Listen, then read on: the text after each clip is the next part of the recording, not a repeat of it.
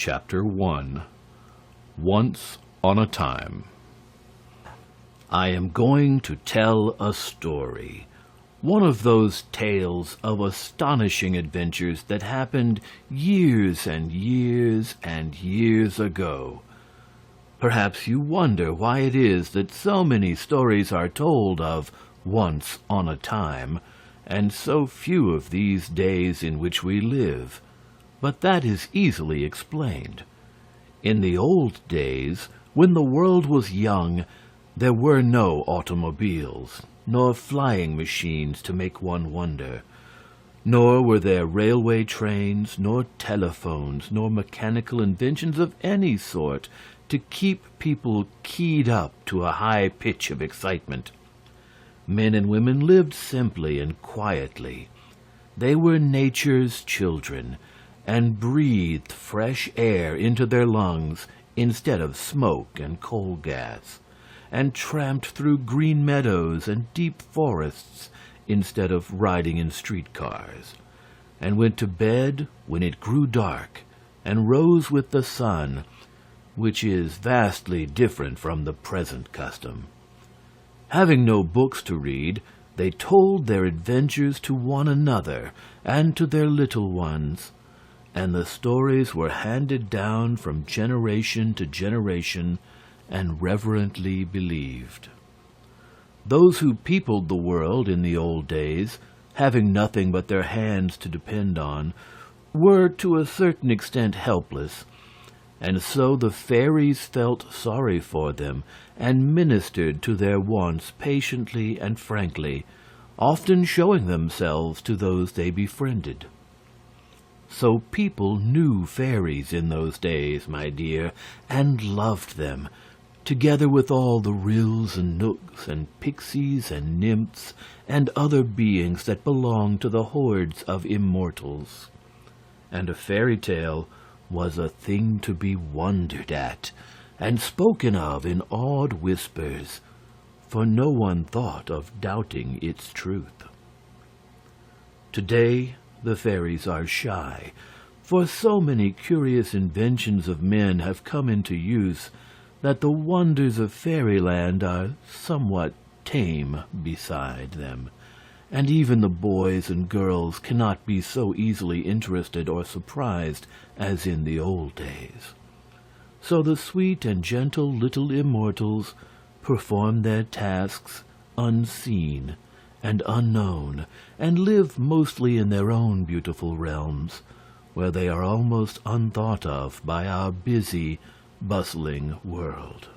Yet when we come to storytelling, the marvels of our own age shrink into insignificance beside the brave deeds and absorbing experiences of the days when fairies were better known. And so we go back to Once on a Time for the tales that we most love, and that children have ever loved since mankind knew that fairies exist. Chapter 2 The Enchanted Isle. Once there was an enchanted island in the middle of the sea. It was called the Isle of Yew, and in it were 5 important kingdoms ruled by men, and many woodland dells and forest glades and pleasant meadows and grim mountains inhabited by fairies. From the fairies, some of the men had learned wonderful secrets and had become magicians and sorcerers with powers so great that the entire island was reputed to be one of enchantments. Who these men were, the common people did not always know, for while some were kings and rulers, others lived quietly hidden away in forests or mountains, and seldom or never showed themselves. Indeed, there were not so many of these magicians as people thought, only it was so hard to tell them from common folk that every stranger was regarded with a certain amount of curiosity and fear.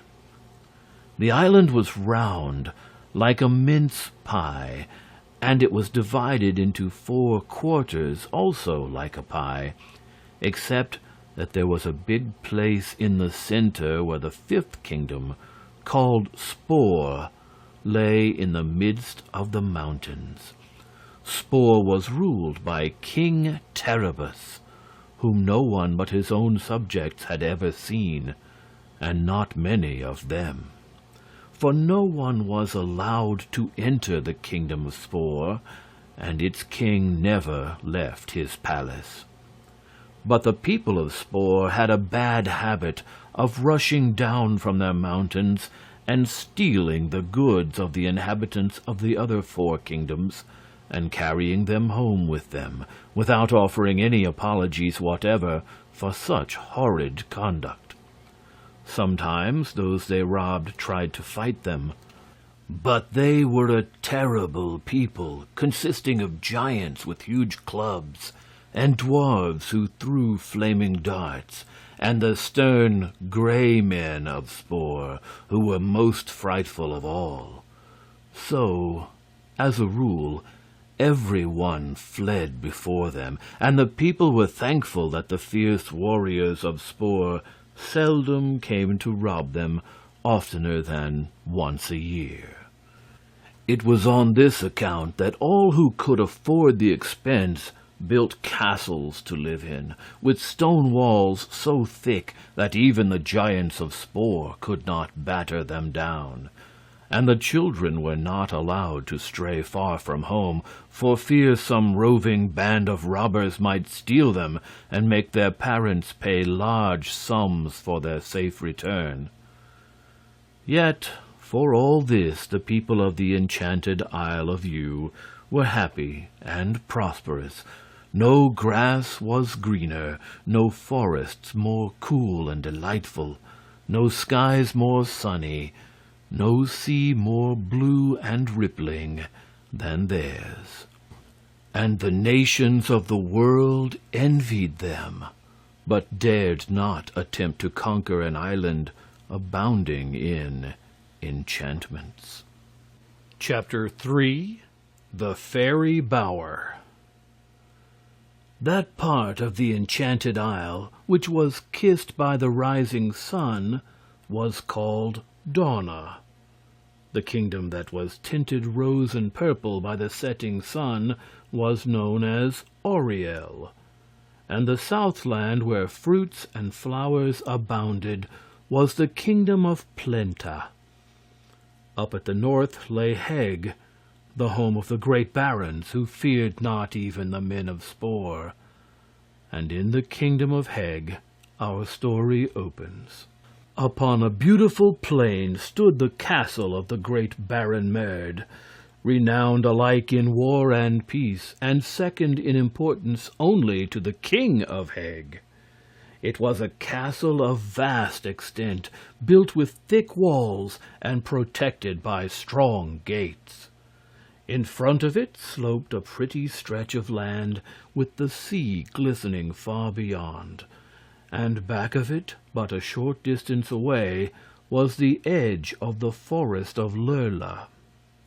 One fair summer day the custodian of the castle gates opened a wicket and let down a drawbridge, when out trooped 3 pretty girls with baskets dangling on their arms. One of the maids walked in front of her companions, as became the only daughter of the mighty Baron Merd. She was named Cecily, and had yellow hair and red cheeks and big blue eyes.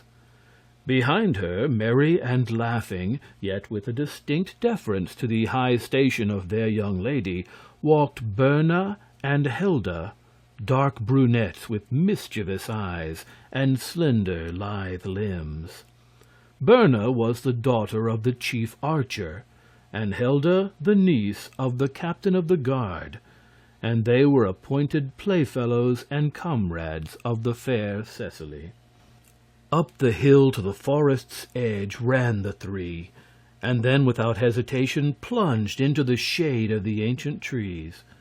There was no sunlight now, But the air was cool and fragrant of nuts and mosses, and the children skipped along the paths joyously and without fear. To be sure, the forest of Lurla was well known as the home of fairies, but Cecily and her comrades feared nothing from such gentle creatures, and only longed for an interview with the powerful immortals whom they had been taught to love as the tender guardians of mankind. Nymphs there were in Lurla as well, and crooked knooks, it was said. Yet for many years past no person could boast the favor of meeting any one of the fairy creatures face to face. So, gathering a few nuts here and a sweet forest flower there, the three maidens walked farther and farther into the forest until they came upon a clearing formed like a circle, with mosses and ferns for its carpet and great overhanging branches for its roof. "How pretty!" cried Cecily gaily. "Let us eat our luncheon in this lovely banquet hall." So Berna and Helda spread a cloth and brought from their baskets some golden platters and a store of food. Yet there was little ceremony over the meal, you may be sure, and within a short space all the children had satisfied their appetites and were laughing and chatting as merrily as if they were at home in the great castle. Indeed, it is certain they were happier in their forest glade than when facing grim walls of stone, and the three were in such gay spirits that whatever one chanced to say, the others promptly joined in, laughing over. Soon, however, they were startled to hear a silvery peal of laughter answering their own, and turning to see whence the sound proceeded, they found seated near them a creature so beautiful that at once the three pairs of eyes opened to their widest extent, and three hearts beat much faster than before. "Well, I must say you do stare," exclaimed the newcomer, who was clothed in soft floating robes of rose and pearl color, and whose eyes shone upon them like two stars. "Forgive our impertinence," answered little Lady Cecily, trying to appear dignified and unmoved, "but you must acknowledge that you came among us uninvited, and you are certainly rather odd in appearance." Again the silvery laughter rang through the glade. "Uninvited?" echoed the creature, clapping her hands together delightedly. "Uninvited to my own forest home? Why, my dear girls, you are the uninvited ones. Indeed you are, to thus come romping into our fairy bower." The children did not open their eyes any wider on hearing this speech, for they could not, but their faces expressed their amazement fully, while Helda gasped the words, "A fairy bower! We are in a fairy bower!" "Most certainly," was the reply. "And as for being odd in appearance, let me ask how you could reasonably expect a fairy to appear as mortal maidens do." "A fairy?" exclaimed Cecily. "Are you then a real fairy?" "I regret to say I am," returned the other, more soberly, as she patted a moss bank with a silver-tipped wand. Then for a moment there was silence while the three girls sat very still and stared at their immortal companion with evident curiosity.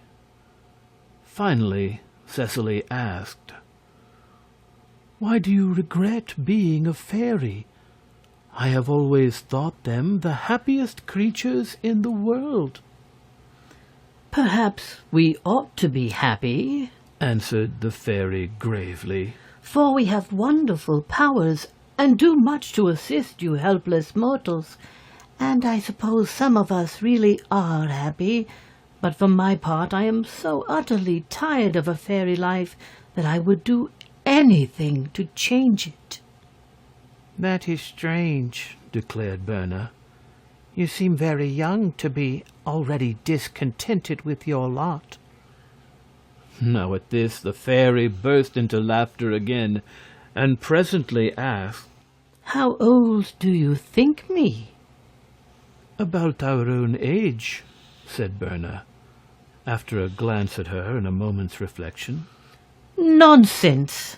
retorted the fairy sharply. "These trees are hundreds of years old, yet I remember when they were mere twigs, and I remember when mortals first came to live upon this island, yes, and when this island was first created and rose from the sea after a great earthquake.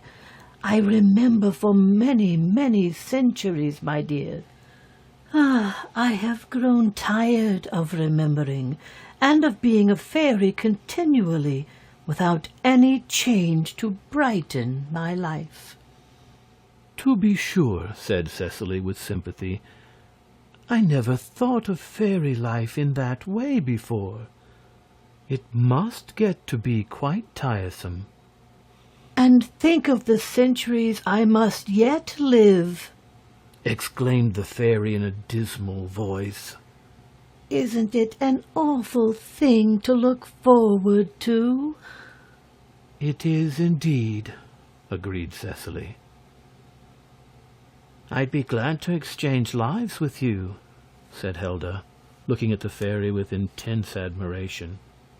"But you can't do that," answered the little creature quickly. "Mortals can't become fairies, you know, although I believe there was once a mortal who was made immortal." "But fairies can become anything they desire," cried Berna. "Oh, no, they can't. You are mistaken if you believe that," was the reply. "I could change you into a fly or a crocodile or a bobolink if I wanted to, but fairies can't change themselves into anything else." "How strange," murmured Cecily, much impressed. "But you can," cried the fairy, jumping up and coming toward them. "You are mortals, and, by the laws that govern us, a mortal can change a fairy into anything she pleases." "Oh," said Cecily, filled with amazement at the idea. The fairy fell on her knees before the baron's daughter. "Please, please, dear Cecily," she pleaded, "change me into a mortal." Chapter 4, Prince Marvel. It is easy to imagine the astonishment of the three girls at hearing this strange request. They gazed in a bewildered fashion upon the kneeling fairy, and were at first unable to answer one word. Then Cecily said, sadly, for she grieved to disappoint the pretty creature, "We are but mortal children, and have no powers of enchantment at all." "Ah, that is true, so far as concerns yourselves," replied the fairy eagerly. "Yet mortals may easily transform fairies into anything they wish." "If that is so, why have we never heard of this power before?" asked Cecily. "Because fairies as a rule are content with their lot, and do not wish to appear in any form but their own, and, knowing that evil or mischievous mortals can transform them at will, the fairies take great care to remain invisible, so they cannot be interfered with. Have you ever," she asked suddenly, "seen a fairy before?" "Never," replied Cecily. "Nor would you have seen me today, had I not known you were kind and pure-hearted, or had I not resolved to ask you to exercise your powers upon me." "I must say," remarked Helda boldly, "that you are foolish to wish to become anything different from what you are." "For you are very beautiful now," added Berna admiringly. "Beautiful," retorted the fairy with a little frown. "What does beauty amount to if one is to remain invisible?" Not much, that is true, agreed Berna, smoothing her own dark locks. And as for being foolish, continued the fairy, I ought to be allowed to act foolishly if I want to. For centuries past I have not had a chance to do a single foolish thing. Poor dear, said Helda softly.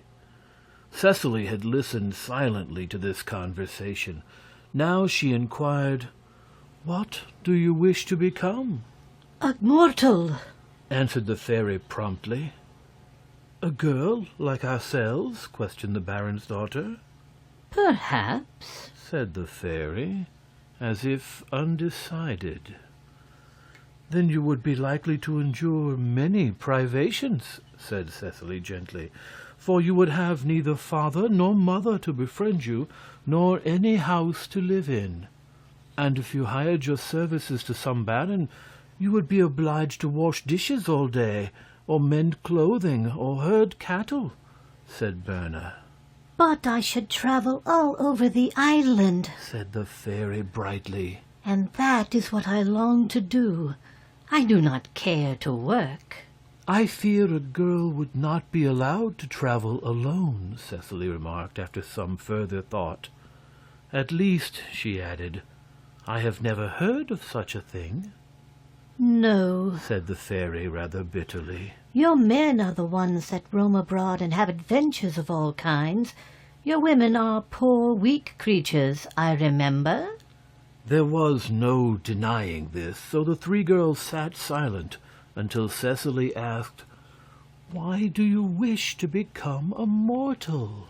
To gain exciting experiences, answered the fairy. I'm tired of being a humdrum fairy, year in and year out. Of course, I do not wish to become a mortal for all time, for that would get monotonous too. But to live a short while as the earth people do would amuse me very much. If you want variety, you should become a boy, said Helda with a laugh. A life of a boy is one round of excitement. Then make me a boy, exclaimed the fairy eagerly. A boy? They all cried in consternation, and Cecily added, Why, you're a girl fairy, aren't you? Well, yes, I suppose I am, answered the beautiful creature, smiling. But as you are going to change me anyway, I may as well become a boy as a girl. Better, declared Helda, clapping her hands, for then you can do as you please. But would it be right? asked Cecily with hesitation. Why not? retorted the fairy. I can see nothing wrong in being a boy. Make me a tall, slender youth with waving brown hair and dark eyes. Then I shall be as unlike my own self as possible, and the adventure will be all the more interesting. Yes, I like the idea of being a boy very much indeed. But I don't know how to transform you. Someone will have to show me the way to do it, protested Cecily, who was getting worried over the task set her. Oh, that will be easy enough, returned the little immortal. Have you a wand? No. Then I'll loan you mine, for I shall not need it. And you must wave it over my head 3 times and say, By my mortal powers, I transform you into a boy for the space of 1 year. 1 year? Isn't that too long? It's a very short time to one who has lived thousands of years as a fairy. That is true, answered the baron's daughter. Now I'll begin by doing a little transforming myself, said the fairy, getting upon her feet again. And you can watch and see how I do it. She brushed a bit of moss from her gauzy skirts and continued. If I'm to become a boy, I shall need a horse, you know. A handsome, prancing steed, very fleet of foot. A moment she stood motionless, as if listening. Then she uttered a low but shrill whistle. The 3 girls, filled with eager interest, watched her intently. Presently a trampling of footsteps was heard through the brushwood, and a beautiful deer burst from the forest and fearlessly ran to the fairy. Without hesitation, she waved her wand above the deer's head and exclaimed, "By all my fairy powers, I command you to become a war horse for the period of 1 year." Instantly the deer disappeared, and in its place was a handsome charger, milk-white in color, with flowing mane and tail. Upon its back was a saddle sparkling with brilliant gems sewn upon fine dressed leather. The girls uttered cries of astonishment and delight, and the fairy said, "You see, these transformations are not difficult at all. And now I must have a sword." She plucked a twig from a nearby tree and cast it upon the ground at her feet. Again she waved her wand, and the twig turned to a gleaming sword, richly engraved, that seemed to the silent watchers to tremble slightly in its sheath, as if its heart of steel throbbed with hopes of battles to come. "And now I must have a shield and armor," said the fairy gaily. "This will make a shield. And she stripped a sheet of loose bark from a tree trunk. But for armor I must have something better. Will you give me your cloak?" This appeal was made to Cecily, and the baron's daughter drew her white velvet cloak from her shoulders and handed it to the fairy.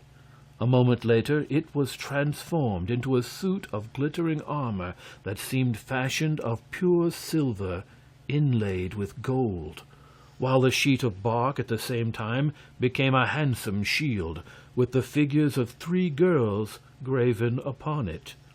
Cecily recognized the features as those of herself and her comrades, and noted also that they appeared sitting at the edge of a forest, the great trees showing plainly in the background. "I shall be your champion, you see," laughed the fairy gleefully. "and maybe I shall be able to repay you for the loss of your cloak." "I do not mind the cloak," returned the child, who had been greatly interested in these strange transformations. "But it seems impossible that a dainty little girl like you can ride this horse and carry these heavy arms." "I'll not be a girl much longer," said the little creature. "Here, take my wand and transform me into a noble youth." Again the pretty fairy kneeled before Cecily, her dainty rounded limbs of white and rose showing plainly through her gauzy attire. And the baron's daughter was suddenly inspired to be brave, not wishing to disappoint the venturous immortal. So she rose and took the magic wand in her hand, waving it 3 times above the head of the fairy.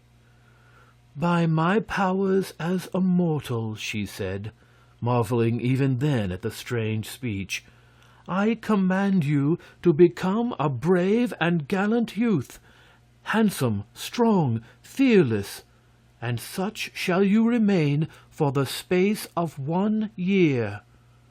As she ceased speaking, the fairy was gone, and a slender youth, dark-eyed and laughing, was holding her hand in his and kissing it gratefully. "I thank you, most lovely maiden," he said in a pleasant voice, "for giving me a place in the world of mortals. I shall ride at once in search of adventure, but my good sword is ever at your service."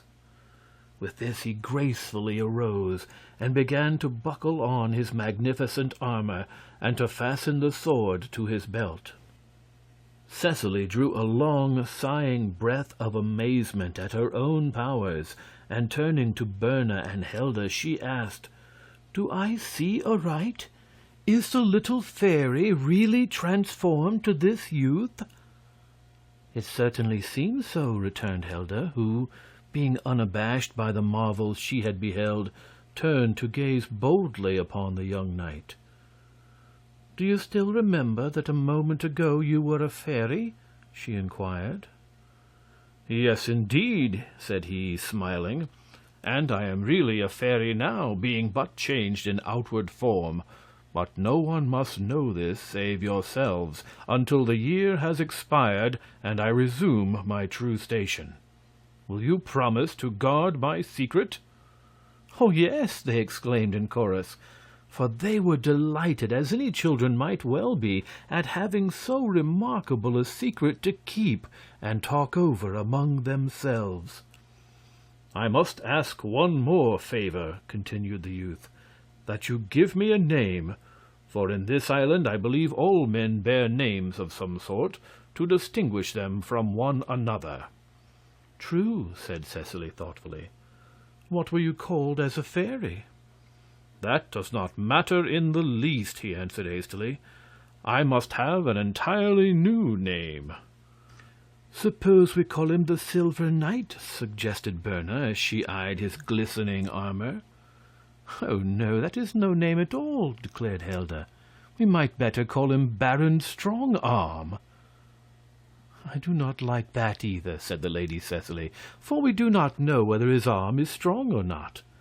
But he has been transformed in a most astonishing and bewildering manner before our very eyes, and I think the name of Prince Marvel would suit him very well." "Excellent!" cried the youth, picking up his richly graven shield. "The name seems fitting in every way, and for a year I shall be known to all this island as Prince Marvel." Chapter 5. The King of Thieves. Old Marshelm, the captain of the guard, was much surprised when he saw the baron's daughter and her playmates approach her father's castle, escorted by a knight in glittering armor.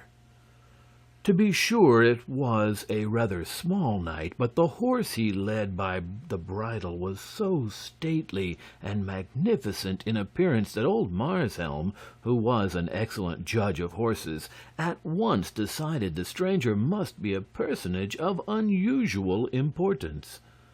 As they came nearer, the captain of the guard also observed the beauty of the little knight's armor and caught the glint of jewels set in the handle of his sword. So he called his men about him and prepared to receive the knight with the honors doubtless due his high rank.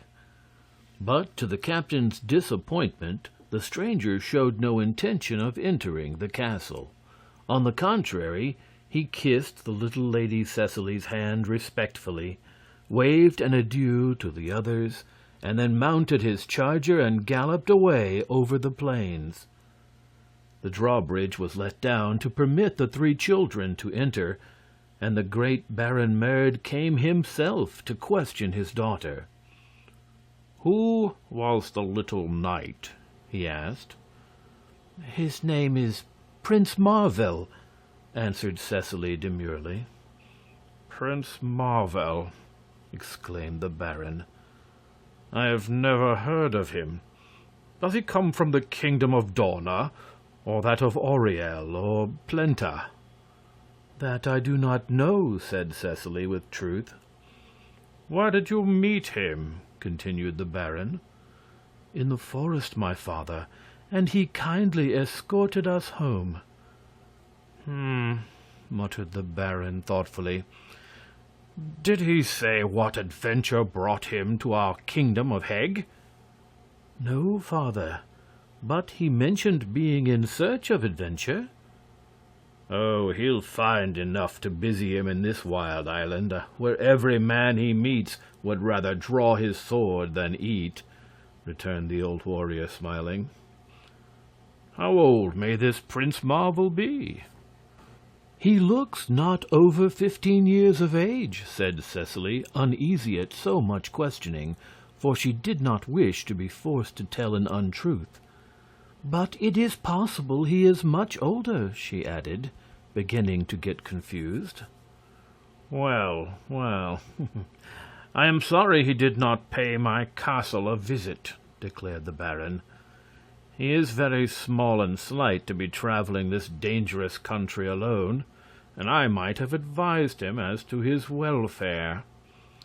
Cecily thought that Prince Marvel would need no advice from anyone as to his conduct, but she wisely refrained from speaking this thought, and the old baron walked away to glance through a slit in the stone wall at the figure of the now distant knight. Prince Marvel was riding swiftly toward the brow of the hill, and shortly his great war horse mounted the ascent and disappeared on its farther slope. The youth's heart was merry and light, and he reflected joyously, as he rode along, that a whole year of freedom and fascinating adventure lay before him. The valley in which he now found himself was very beautiful, the soft grass beneath the horse's feet being sprinkled with bright flowers, while clumps of trees stood here and there to break the monotony of the landscape. For an hour the prince rode along, rejoicing in the free motion of his horse and breathing in the perfume-laden air. Then he found he had crossed the valley and was approaching a series of hills. These were broken by huge rocks, the ground being cluttered with boulders of rough stone. His horse speedily found a pathway leading through these rocks, but was obliged to proceed at a walk, turning first one way and then another, as the path zigzagged up the hill. Presently, being engaged in deep thought and little noting the way, Prince Marvel rode between two high walls of rock, standing so close together that horse and rider could scarcely pass between the sides. Having traversed this narrow space some distance, the wall opened suddenly upon a level plat of ground, where grass and trees grew. It was not a very big place, but was surely the end of the path, as all around it stood bare walls so high and steep that neither horse nor man could climb them. In the side of the rocky wall facing the entrance, the traveler noticed a hollow like the mouth of a cave, across which was placed an iron gate, and above the gateway was painted in red letters on the gray stone the following words: Wul Takim, King of Thieves, his treasure house. Keep out. Prince Marvel laughed on reading this, and after getting down from his saddle, he advanced to the iron gate and peered through its heavy bars. "I have no idea who this Wul Takim is," he said, "for I know nothing at all of the ways of men outside the forest in which I have always dwelt. But thieves are bad people, I am quite sure. And since Wul Takim is the king of thieves, he must be by far the worst man on this island." Then he saw through the bars of the gate that a great cavern lay beyond, in which were stacked treasures of all sorts, rich cloths, golden dishes and ornaments, gemmed coronets and bracelets, cleverly forged armor, shields and battle axes. Also there were casks and bales of merchandise of every sort. The gate appeared to have no lock, so Prince Marvel opened it and walked in.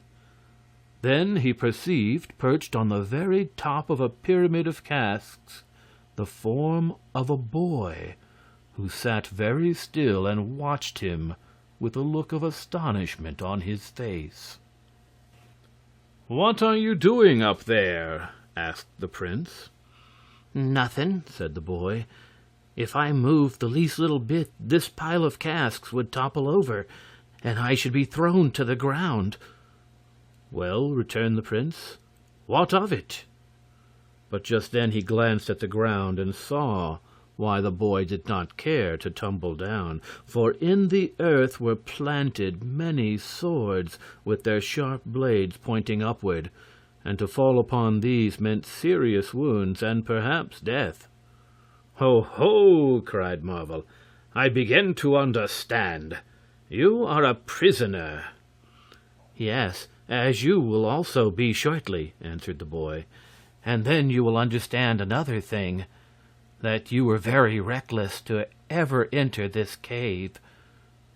"Why?" inquired the prince, who really knew little of the world and was interested in everything he saw and heard. Because it is the stronghold of the robber king, and when you opened that gate you caused a bell to ring far down on the hillside. So the robbers are now warned that an enemy is in their cave, and they will soon arrive to make you a prisoner, even as I am." "Ah, I see," said the prince with a laugh. "It is a rather clever contrivance. But having been warned in time, I should indeed be foolish to be caught in such a trap."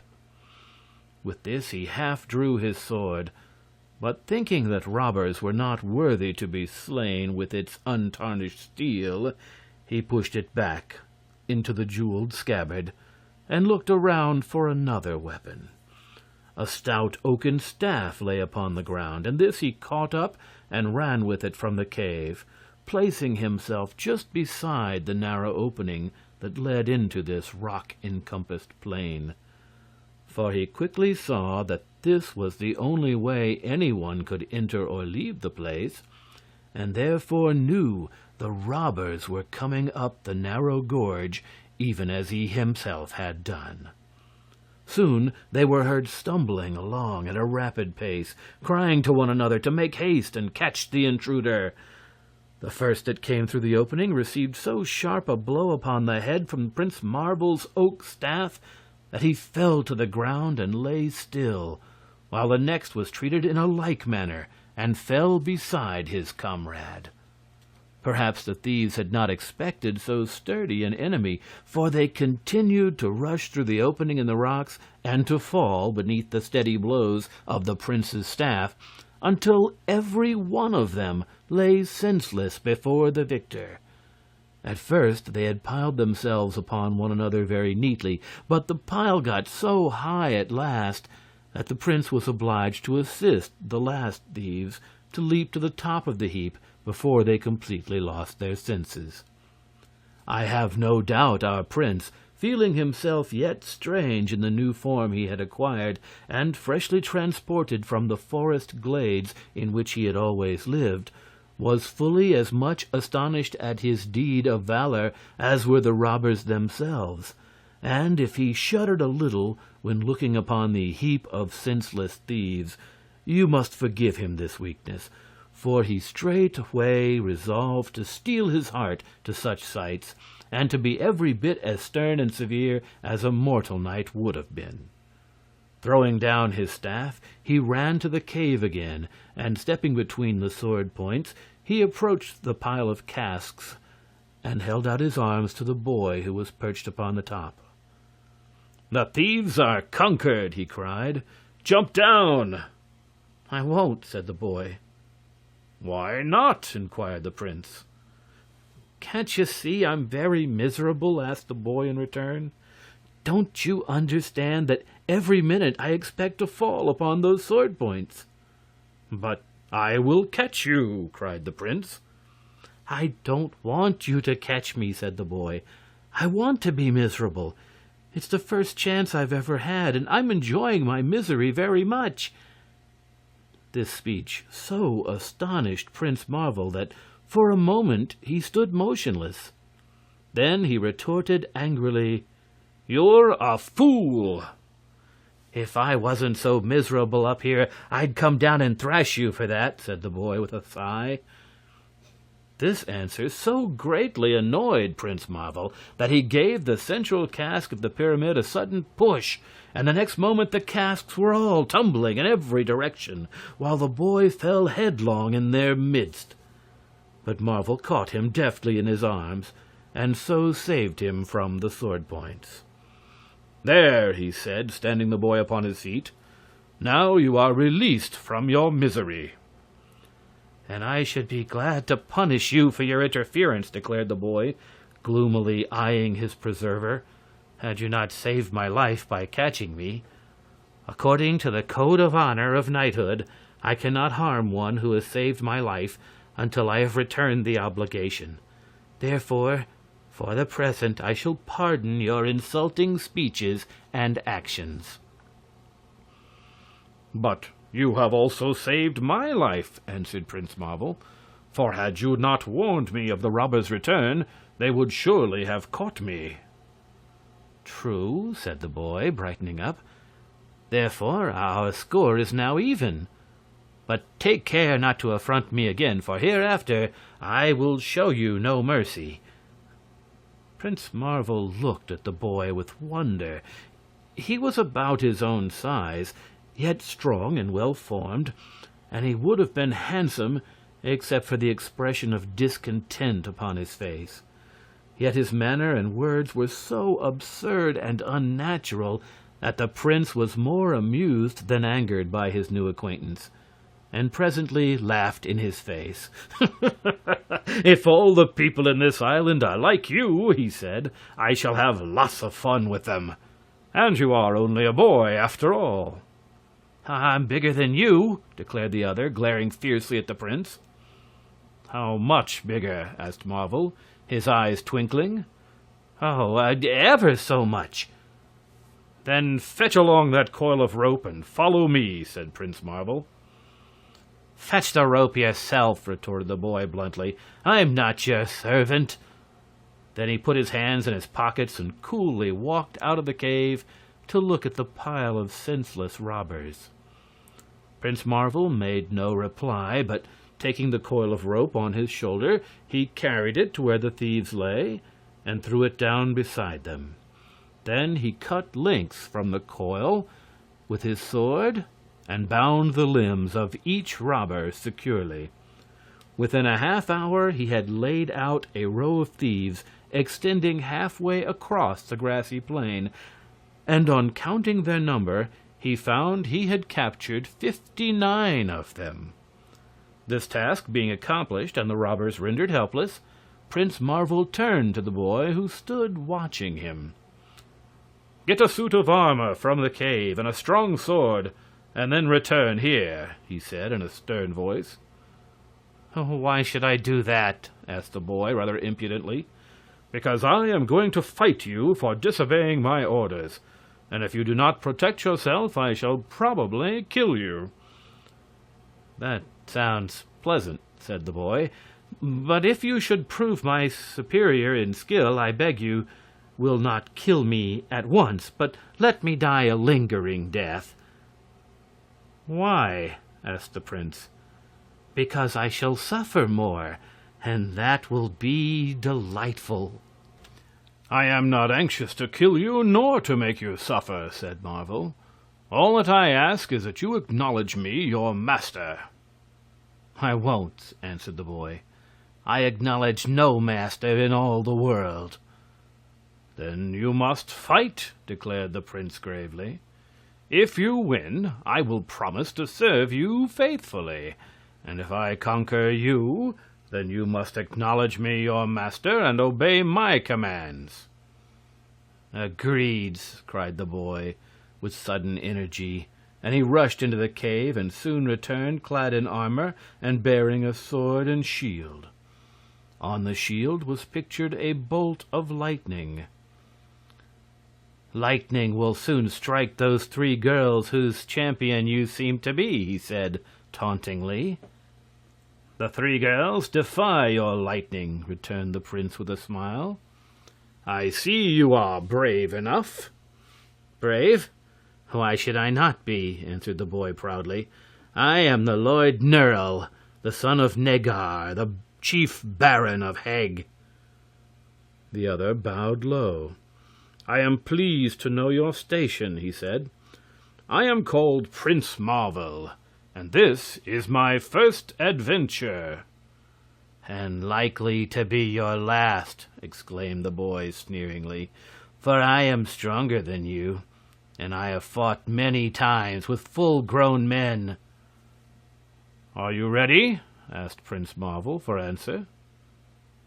"Yes." Then the swords clashed and sparks flew from the blades, but it was not for long. Suddenly Nerl's sword went flying through the air and shattered its blade against a wall of rock. He scowled at Prince Marvel a moment, who smiled back at him.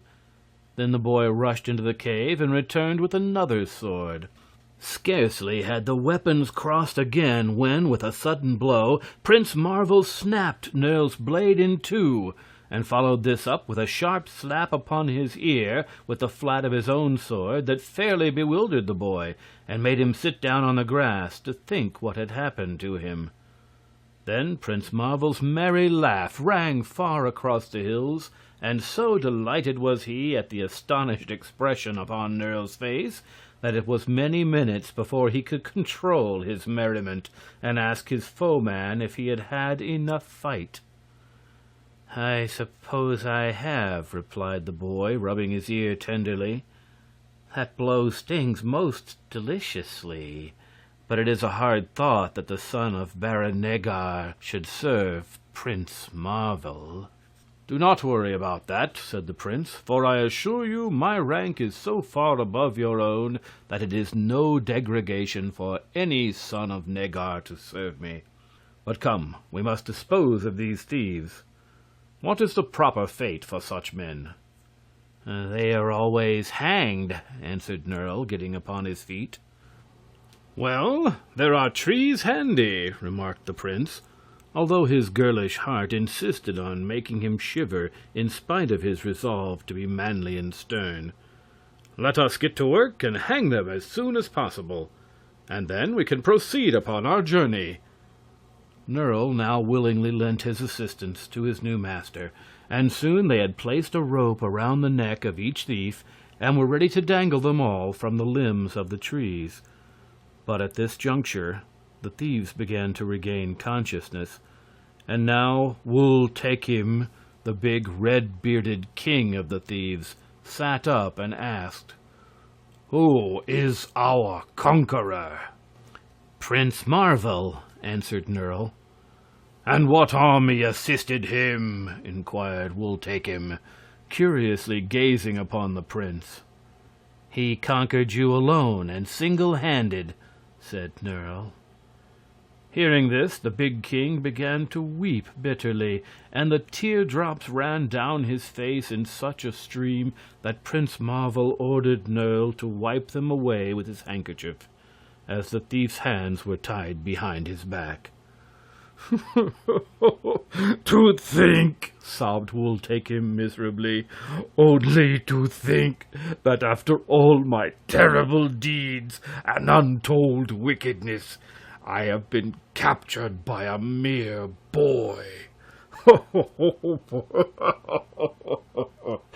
Oh, it is a terrible disgrace." "You will not have to bear it long," said the prince soothingly. "I am going to hang you in a few minutes." "Thanks. Thank you very much," answered the king, ceasing to weep.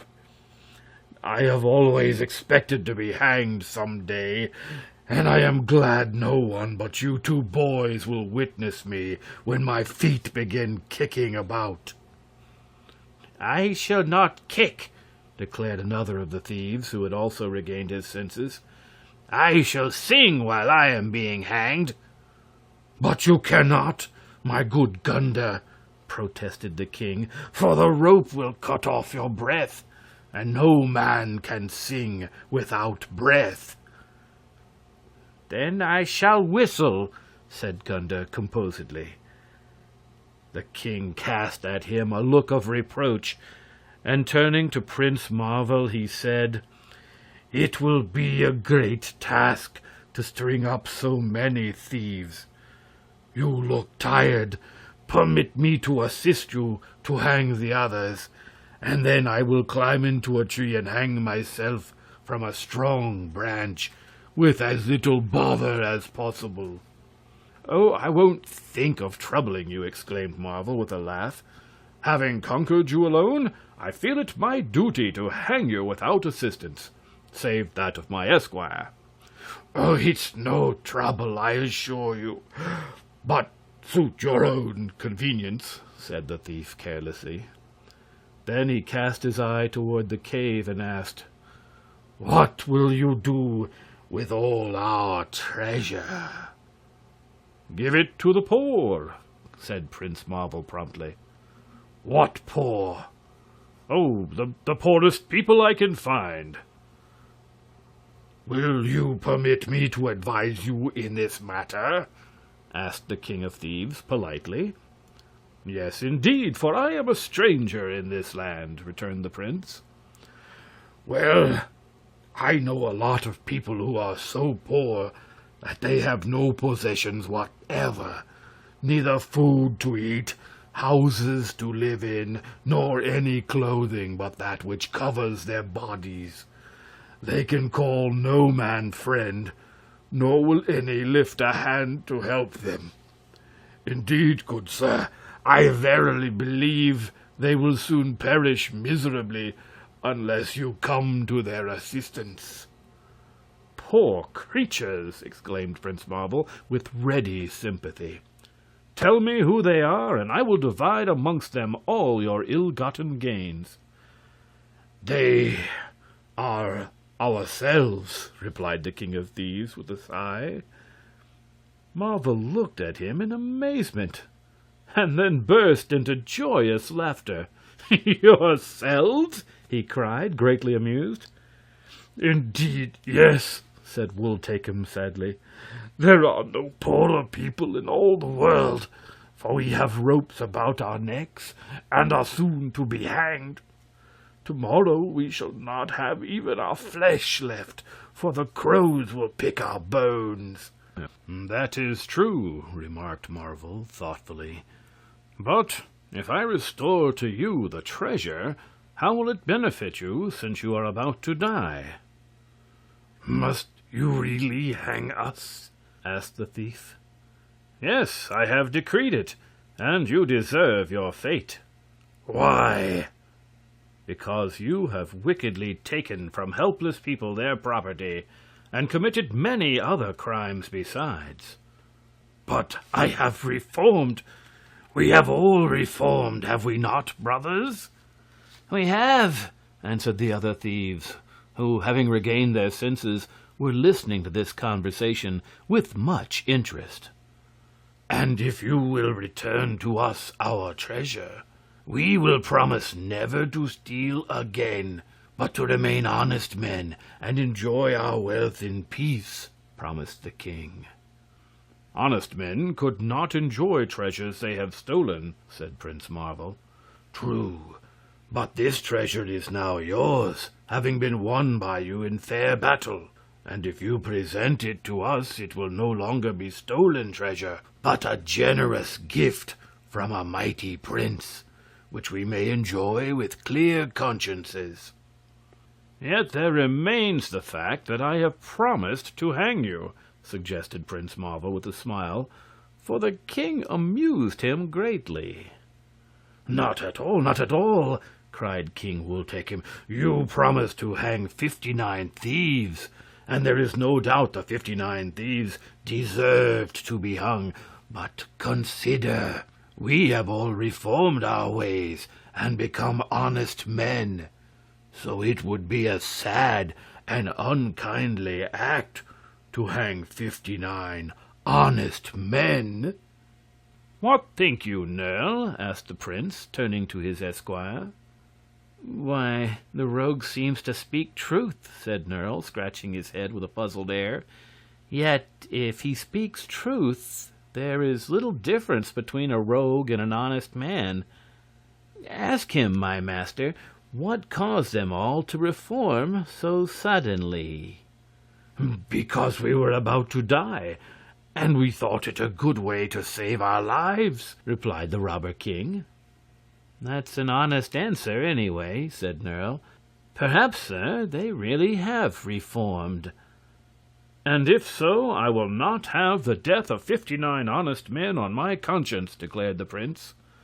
Then he turned to Wool Takem and added, "I will release you and give you the treasure, as you request.